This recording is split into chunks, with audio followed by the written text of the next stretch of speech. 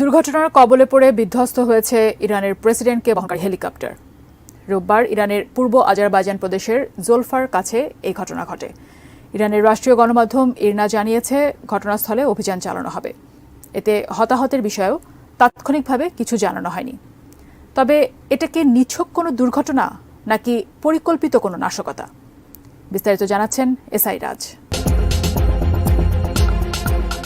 ইরানের প্রেসিডেন্ট ইব্রাহিম রাইসিকে বহনকারী হেলিকপ্টার হঠাৎ মাটিতে আছড়ে পড়েছে। দেশটির রাষ্ট্রদূত টিভিতে এই তথ্য নিশ্চিত করা হয়েছে। ঘটনাস্থলে অভিযান চালানোর প্রস্তুতিও নেওয়া হচ্ছে। পরবর্তীতে এ ব্যাপারে আরও বিস্তারিত জানানো হবে বলে জানিয়েছে টিভি চ্যানেলটি। রোববার দেশটির পূর্ব আজারবাইজান প্রদেশের জোলফারের কাছে এই ঘটনা ঘটে। প্রেসিডেন্ট রাইসি শনিবার আজারবাইজানে গিয়েছিলেন। সেখানে আজারি প্রেসিডেন্টের সঙ্গে একটি ড্যাম উদ্বোধন করেন তিনি। দেশটির রাষ্ট্রায়ত্ত সংবাদ মাধ্যম আরও জানিয়েছে এই বহরে 3টি হেলিকপ্টার ছিল, যার মধ্যে 2টি নিরাপদে ফিরে এসেছে। যে হেলিকপ্টারটি আছড়ে পড়েছে সেটিতে প্রেসিডেন্ট ইব্রাহিম রাইসি ছাড়াও ছিলেন পররাষ্ট্রমন্ত্রী হোসেন আমির আবদুল্লাহিয়ান এবং আয়াতুল্লাহ মোহাম্মদ আলী হাসেম। তিনি এই অঞ্চলের ইরানের সর্বোচ্চ ধর্মীয় নেতার প্রতিনিধি ছিলেন।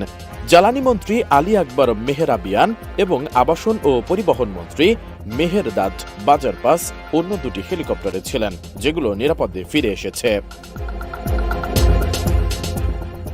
দেশটির আধা সরকারি বার্তা সংস্থা তাসনিম নিউজ জানিয়েছে প্রেসিডেন্টের হেলিকপ্টারে যারা ছিলেন তারা জরুরি বার্তা পাঠাতে সমর্থ হয়েছিলেন। ইরানের স্বরাষ্ট্রমন্ত্রী আমির ভাহিদি জানিয়েছেন একাধিক উদ্ধারকারী দল ঘটনাস্থলে যাচ্ছে, তবে তাদের সেখানে পৌঁছাতে সময় লাগবে, কারণ বর্তমানে সেখানে প্রতিকূল আবহাওয়া বিরাজ করছে। ইরানের সরকারি সংবাদ মাধ্যম ইরনা নিউজ জানিয়েছে প্রেসিডেন্ট ইব্রাহিম রাইসিকে বহনকারী হেলিকপ্টারটি দিজমার নামের একটি বন ও পাহাড়ি অঞ্চলে বিধ্বস্ত হয়েছে বলে ধারণা করা হচ্ছে। তবে প্রেসিডেন্ট রাইসি কী ধরনের হেলিকপ্টারে ভ্রমণ করেছিলেন সেটি এখনও নিশ্চিত হওয়া যায়নি।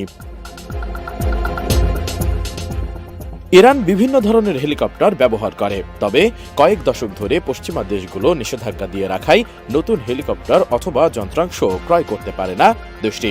বর্তমানে ইরানের কাছে যেসব হেলিকপ্টার রয়েছে সেগুলোর বেশিরভাগই 1979 সালের ইসলামিক বিপ্লবের আগে।